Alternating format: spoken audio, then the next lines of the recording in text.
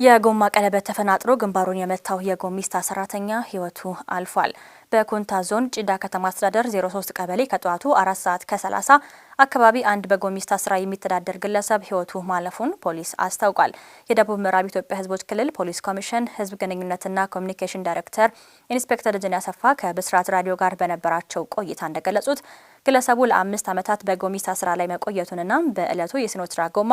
በመበላሸቱ ብልሽቱን ለመስራት ጎማውን ነፋስ እየሞላ በመጠኑን በማለፉ ነው የጎማው ቀለበት ተፈናጥሮ ግንባሩን ላይ መጥቶ የደረሰበት ጉዳት ከፍተኛ በመሆኑ ወደ ሕክምና ተቋም ተወስዶ ሕክምና ላይ እያለ ህይወቱ ማለፉን የተናገሩት ቦንጋ አካባቢ የጎሚስታ ስራ ላይ ተሰማርተው የሚገኙ ባለሙያዎችን በጉዳዩ ላይ አነጋግረናቸው ያሉት ኢንስፔክተሩ አልፎ አልፎ የሚያጋጥም መሆኑንና ጎማ ነፋስ በሚሞላበት ጊዜ ትልቁን ዲጂኖ ብረት ወይንም ወጥሮ እንዲይዝ ማድረግ አደጋውን ለመከላከል ጠቀሜታ እንዳለውና በስራ ላይ ትኩረት በማድረግ